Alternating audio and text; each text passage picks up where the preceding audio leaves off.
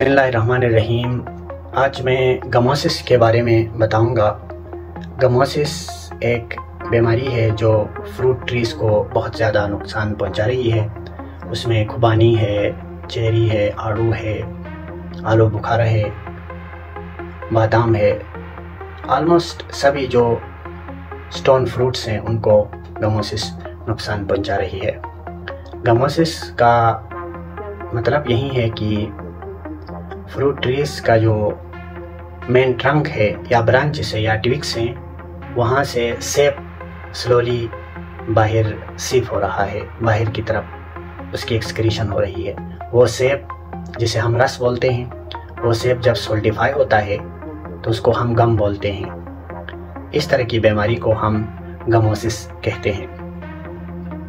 यानी गमोसिस का ये मतलब हुआ कि गम्स का बनना मेन ट्रंक पे, ब्रांचेस पे, ट्विक्स पे और लीव्स पे।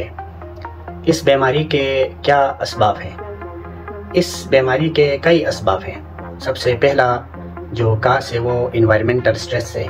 गिलगित बल्तिस्तान में चूँकि सर्दियाँ बहुत सीवियर हो रही हैं और फिर गर्मियाँ बहुत सीवियर हो रही हैं, तो चूँकि अल्टरनेटिंग जो ये ट्रेंड चल रहा है, तो ये इन्वायरमेंटल स्ट्रेस की वजह से इन फ्रूट ट्रीज के ट्रंक, ब्रांचेस, ट्विक्स में क्रैक्स पैदा होते हैं और इनसे गम निकलता है। दूसरी बड़ी वजह बैक्टीरिया हो सकता है। क्योंकि हम प्रूनिंग करते हैं, शाख तराशी हम करते हैं मौसम में, स्पेशली हम फरवरी मार्च में, तो शाख तराशी के दौरान हम जो इक्विपमेंट यूज़ कर रहे हैं, औजार जो यूज़ कर रहे हैं, वो स्टेरिलाइज नहीं होते हैं, तो फिर वो बैक्टीरिया इंटर होके वो भी गमोसिस काज करता है। तीसरी बड़ी वजह फंगस हो सकता है। फंगस जैसे साइटोस्पोरा है, ये फंगस के स्पोर जो कैंकर्स हैं फ्रूट ट्रीज के, जो ब्रांचेस हैं या ट्विक्स हैं, जो ट्विक्स नीचे गिर रहे हैं, जो लीव्स नीचे गिर रहे हैं, वहाँ ये फंगस जो है वो ओवरविंटर कर रहा है, यानी मौसम सरमा गुजार रहा है। और जो ही मौसम बहार शुरू हो रहा है तो ये फंगस इन्फेक्ट करता है। फंगस के इन्फेक्शन की वजह से जो ये फ्रूट ट्रीज हैं वो गम्स पैदा करते हैं, गमोसिस हो सकती है। तो गमोसिस के कई वजूहात हैं, तो इसलिए गमोसिस बीमारी को हम डिजीज़ नहीं कहते, हम इसको सिंड्रोम बोलते हैं। अब इस बीमारी का तदारुक क्या है? चूँकि इसके कई असबाब हैं, लिहाजा इसको कंट्रोल करना, इसको मैनेज करना बहुत मुश्किल है। लेकिन ये फार्मर्स पे डिपेंड करता है। मसलन मौसम बहार में जब वो शाख तराशी करता है, या फरवरी में या मार्च अप्रैल में, तो जो इक्विपमेंट या टूल वो यूज़ करे वो स्टेरिलाइज होने चाहिए। मतलब ये है कि वो जरासीम से पाक होना चाहिए। उन टूल्स को, नाइफ हो या कोई और टूल हो जिससे वो प्रूनिंग करता है, तो वो किसी 75% अल्कोहल में 3 मिनट वो डिप करे, फिर जो है स्टेरिलाइज करने के बाद फिर यूज़ करे। दूसरा तरीका ये है कि जो हम फर्टिलाइज़र्स दे रहे हैं फ्रूट ट्रीज को, वो बैलेंस फर्टिलाइज़र देना चाहिए। बैलेंस फर्टिलाइज़र का ये मतलब है फ्रूट्स को जितने अमाउंट में नाइट्रोजन, फास्फोरस चाहिए उतने देने चाहिए। ज़्यादा फर्टिलाइज़र, ज़्यादा खादें नहीं देनी चाहिए। और इरिगेशन भी हम उस पौधे की ज़रूरत के मुताबिक हम इरिगेशन करनी चाहिए।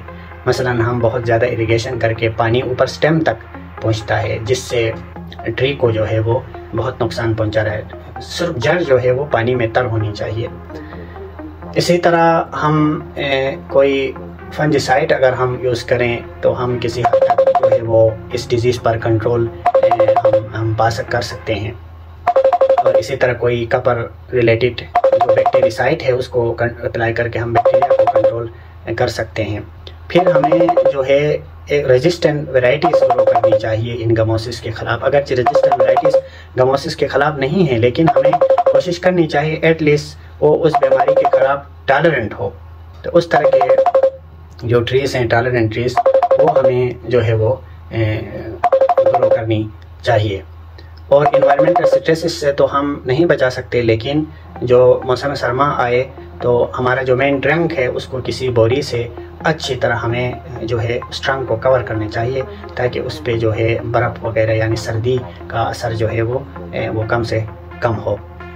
इसके अलावा हमारे जो ऑर्चर्ड है फ्रूट ट्रीज़ का ऑर्चर्ड, उसमें जो जड़ी बूटियाँ हैं उनको हमें तलब करनी चाहिए, क्योंकि ये जड़ी बूटियाँ अपने अंदर फंगस और बैक्टीरिया को रखते हैं, और ये फंगस और बैक्टीरिया के स्पोर्स या सीड्स या बैक्टीरिया वगैरह हवा के ज़रिए, पानी के ज़रिए हमारे ऑर्चार्ड को, हमारे फ्रूट ट्रीज को नुकसान पहुंचा रहे हैं। लिहाजा जड़ी बूटियों को तलब करनी चाहिए। फिर जो पत्ते खज़ां के मौसम में गिर रहे हैं, उन पत्तों में भी फंगस, बैक्टीरिया वगैरह होता है, तो इन पत्तों को हमें प्रॉपर्ली डिस्कार्ड करना चाहिए। हमें ऑर्चार्ड फील्ड में नहीं जाना। ये कुछ मैनेजमेंट स्ट्रेटजीज हैं। इसके अलावा अगर कोई फंगस उस फ्रूट ट्री के अंदर है, कोई बैक्टीरिया, चूँकि गमोसिस तो अंदर, कुछ बास फंगस पौधे के अंदर जाके गमोसिस पैदा करते हैं, बास बैक्टीरिया पौधे के अंदर जाके गमोसिस पैदा करते हैं। इसके लिए कोई महलूल, कोई फंजिसाइड, कोई बैक्टीरिसाइड को हम किसी, जिसे ट्रंक इंजेक्शन मेथड बोलते हैं, कोई सिरिंज के ज़रिए से हम इन महलूल को इन दरख्तों के अंदर हम गुजारते हैं, और फिर यह महलूल जब अंदर जा रहा है